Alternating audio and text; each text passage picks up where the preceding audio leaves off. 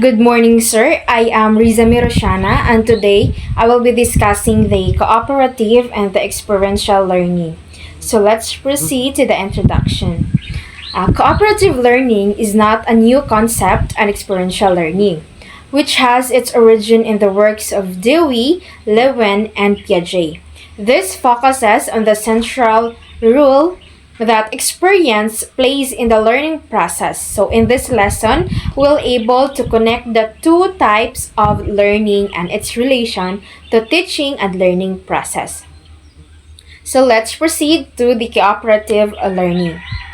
So, cooperative learning allows many opportunities to develop learners' interpersonal skills, and it would give them experiences on how they can properly interact with the others, and at the same time, they are lessened and learn from their group mates. So, cooperative learning is also a type of constructivist teaching because it allows the creations and innovations of knowledge through group interaction and active participation of each member.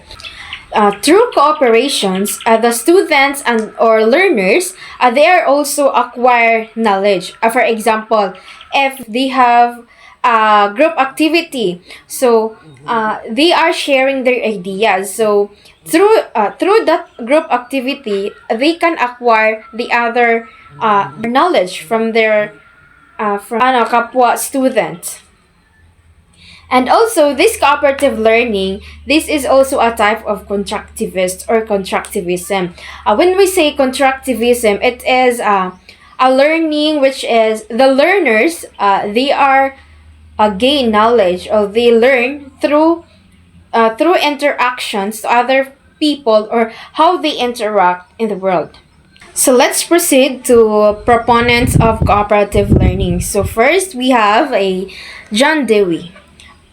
He is an American philosopher and educator, a leader of the progressive movement in education in the US. He was an antecedent of cooperative learning who emphasized that authentic learning was socially constructed and researchers who sought to build a fundamental understanding of how groups works.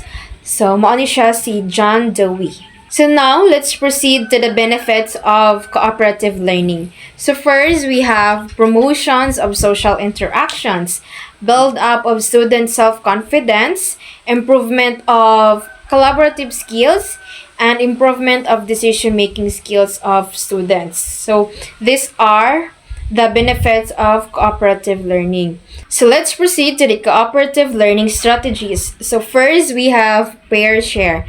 So students collaborate with an elbow or partner or a person close by. And students can discuss a question or topic and share with the whole class. So like they are sharing their ideas. By partner, then they are sharing their ideas, then they present it in the front of class then. Second is small groups or quads.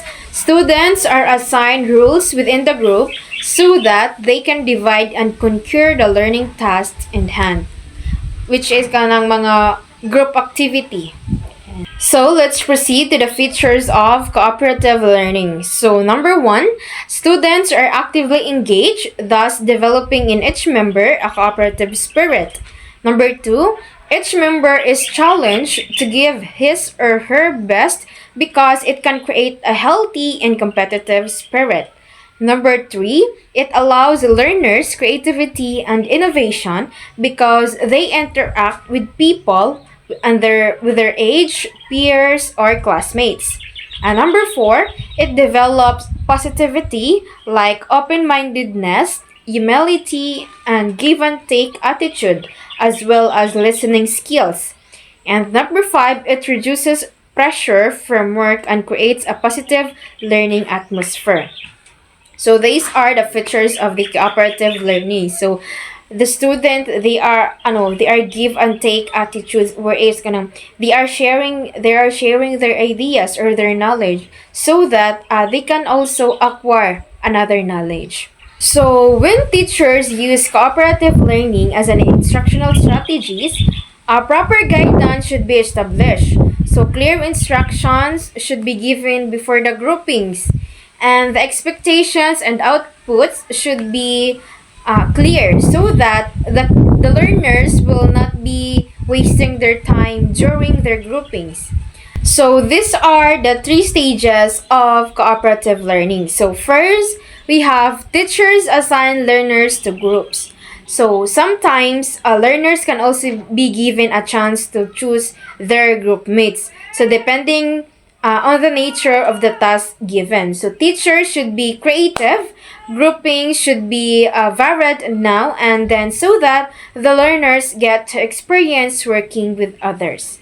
Then, second, tasking is a vital component of cooperative learning. So everybody should clearly understand what is expected from them and what kind of outputs and they supposed to accomplish at the end of grouping. So clear and concrete instructions should be given by the teachers like the time element involved to finish the task, materials to use, the role of the members, and the like. So this way, time is also well spent. Then, third, the last stages is the working time and task collaboration should be an active process. So teachers need to also actively monitor how tasks are done. So each member perform his or her assigned role. And learners should be free to interact and to comment on each other's work.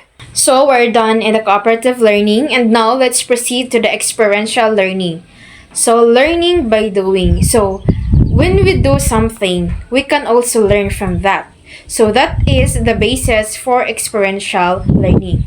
Experiential learning focuses on the idea that the best way to learn things is by actually having experiences.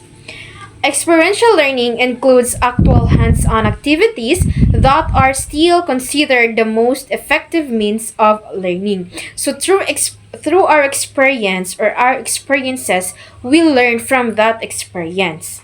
So experiences that are direct and purposeful are still the learner's best opportunity to master a concept or skills. So direct and purposeful experiences are rich experiences that the learners that the sense bring from which ideas or concept generalizations are constructed. That is according to Dale 1969. So realities can be brought to the classroom through the planned activities of the teacher. So, also, ang kanang mga realities activity, kay, that's the best way po nga maka-help sa student to learn. So now, let's proceed to the proponents of experiential learning. So, we have David Kov on 1936 to 2020. A psychologist and educational theorist who is perhaps best known for his experiential learning. He is also known for his learning style. So, Kov also have 4 stages learning theory. So, first we have concrete learning. Is when learners gets a new experience or interprets a past experience in a new way. Then, second, we have reflective observation comes next, and where the learners reflect on their experience personally. So they use the lens of their experience and understanding to reflect on what this experience means or di ilang reflect nila ang that situation, their experience. Then the third stages is abstract conceptualization. This happen as the learners form new ideas or adjust their thinking based on the experience and their reflections about it. If what are their reflection about that experience. Then the last stages is active experimentation. So the learners applies new ideas to the world around them to see if there are any modification to be made or this a process can happen over a short period of time or even over a long span of time. So let's move on to the benefits of experiential learning. So first, we have opportunity to immediately apply knowledge, promotion of teamwork, improve motivation, opportunity for reflection, and real world practice. So the learners or the student, their knowledge is mas mo enhance pa jud, and that promotion of teamwork mas mo pang ilahang mas mo enhance pa ilang socializations. Then let's proceed to the experiential learning strategies. So first we have field trips, second interactive classroom game opportunities. So now let's proceed to experience. Inclusive teacher is one who takes into consideration all the unique characteristic of its learners. So to do this, he or she has to look into their individual's learning needs, strengths, cognitive abilities, skills, potentials, and limitations. So this is surely a very challenging task for all teachers. So one way of addressing this is through the application of one's knowledge in the different learning theories in the teaching and learning process. So, constructivism is a very essential theory in the field of education. As previously mentioned, it sees the learner as a creator and innovator of new concept. So learners are not they are not empty-handed when they go to school.